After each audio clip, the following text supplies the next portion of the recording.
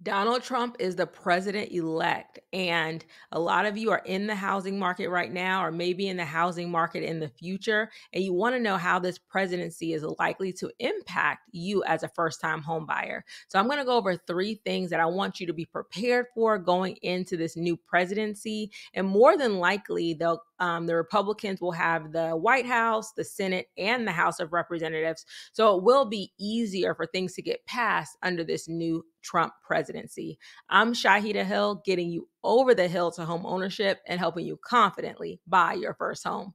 So there are three things that I'm going to go over with you.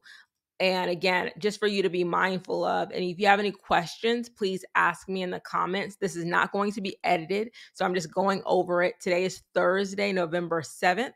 And this is the Thursday after the election. And also today, the Federal Reserve reduced interest rates 0.25%. So there's a lot of things going on financially, but these are three things I want you to be mindful of. So mortgage rates are up after the Trump presidency was announced because a lot of the ideas that Donald Trump had during the election cycle or, while they were campaigning are inflationary. So although they may put more money in Americans' pockets, the more money you have, generally the more money you spend. So things like tax cuts, no taxes on tips and Social Security, tariffs, they lead to more deficits, and they also lead to potentially more inflation because, again, just like when people got stimulus checks, they were going to spend more money, then the demand for goods and services increased, and then prices went up as well. So it's not a guarantee, but the 10-year yield, investors are kind of betting that that's going to happen in the economy coming up. So they're raising that 10-year yield because they don't think as many rate cuts are going to be necessary. So because when you're cutting rates to kind of, more stimulate the economy to not be as restrictive. And if everything's going well and people have money, then you may not need to cut rates. So they're kind of balancing that. Over time, a lot of the experts are saying rates will eventually come back down, but you're probably looking more into 2025. Hopefully they get back into the sixes. For FHA loans, they are in the sixes, like the mid to high sixes for FHA loans.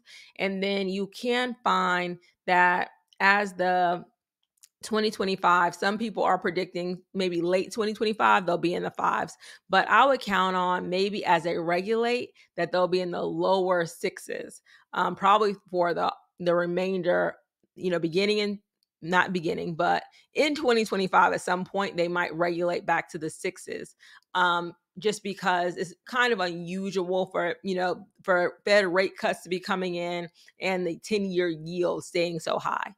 So hopefully that's what will happen. But that's right now, I say, because everything's a little bit volatile, people are making predictions based on, are all of the things that he was saying as he campaigned actually going to happen or not? So people are making those predictions, and that is, the bond market and the stock market that is bringing yields up. So again, if you're thinking about refinancing, you already have a house, but you want to refinance to a lower rate, I would wait for things to moderate more and see, for a while, can they stabilize in the low sixes? So then if you have something in the sevens, then it may make sense for you to refinance. But please watch my videos about when it makes sense to refinance, because it doesn't always make sense. Number two, I want you to really focus, if you haven't already, in increasing your income, and hopefully increasing it through a small business. And I put that in there because when you have your own business, there's not a limit on what you can make, and you have some more control over that. It's not as easy as, running out and getting a part-time job. But if you were to start a business, not only does it have tax advantages, but it also can give you almost unlimited potential income. And when you have a salary, or if you have an hourly rate wage, there is going to be a limit to what you can make. But if you start a business, you'll have multiple advantages of that business and potentially unlimited income. Things are not going to be less expensive. I put that down here. prices are not going to come down. If a lot of the things that Donald Trump wants to do or says he's going to do in his presidency, like tax cuts and no tax on tips and all of those things, no taxes potentially on Social Security as well, those are inflationary. Again, more money in people's pockets, the more money they have to spend, and the more the demand they'll have for goods and services. So it's not that prices are going to come down. Prices are going to go up, but more than likely, prices are going to go up slower. Just like, the Federal Reserve is trying to get inflation down to that 2% mandate. Now it's between the 2% and 3%, but you can count on probably prices rising 2 to 3% every year.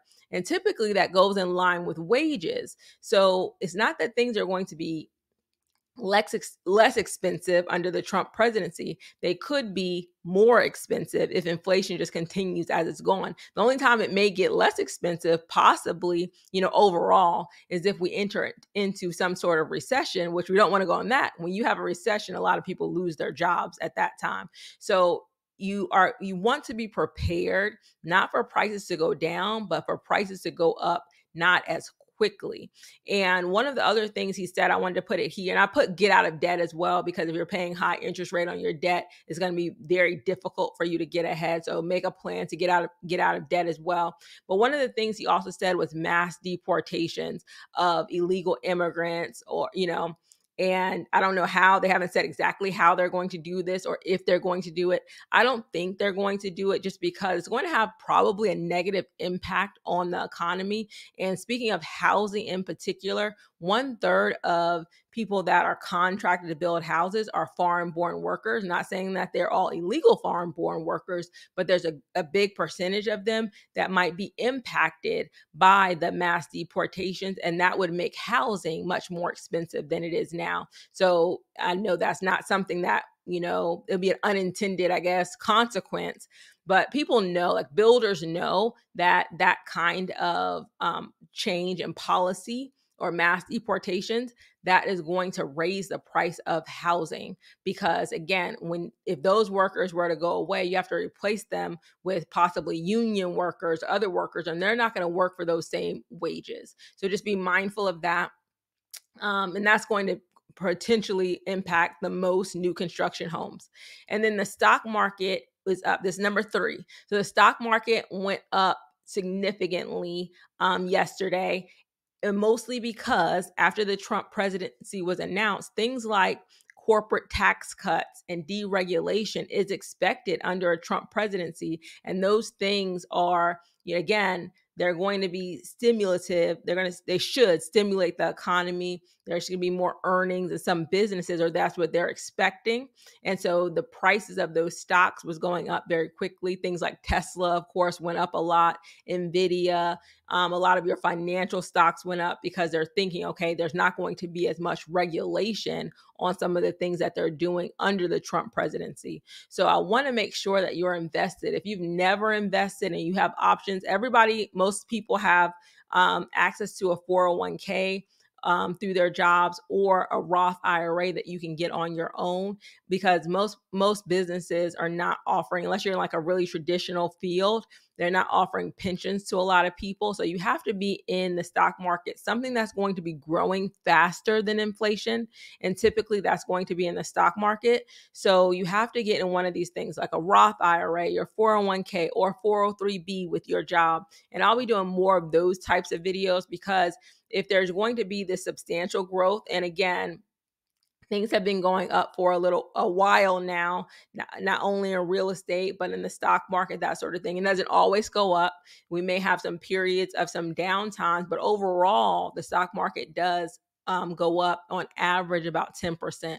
So those things can help you. If inflation is 2 to 3%, but your stock market gains are 10% on average, then you're in the positive. That's why you don't just want to have, just your money in like a savings account and that sort of thing. Although savings accounts, high yield savings accounts, are still paying about 4% right now. So those are good to have as well. But these 3 things I want you to be thinking about. And I want you also, if you're in the housing market, right now is the time to get a deal. So this is a time for you not to live up to your means or above your means. You want to live beneath your means.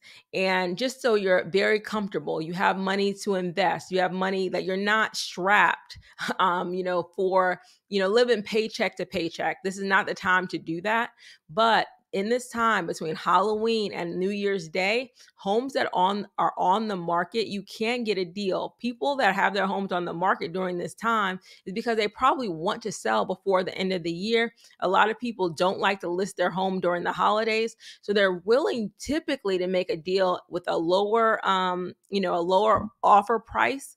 If they haven't already, most homes have had price reductions already, but they may even take lower than that. And they're probably willing to pay some of your closing costs as well. So this is a good opportunity for you to get out into the market, because again, more than likely prices are not going to go down significantly, and even interest rates may not go down significantly. But again, if you can use some of the seller's equity for them to pay some of your closing costs so you can buy down your rate, and have all of those videos on my channel. So this is a good time to buy, but just buy. If you're pre-qualified for 400,000, don't look at 400,000, look at like 350. Just be really, really conservative during this time. And there's always going to, with every election, with every new administration, there's always going to be opportunities but your most important economy is your own, and that's the one you're going to have the most control over. So if you have any questions, please put it in the comments. Of course, I'll be here if there are any changes, administration changes to housing or down payment assistance or anything. I will be here. Thank you so much, and please like and subscribe to my channel for new videos every week.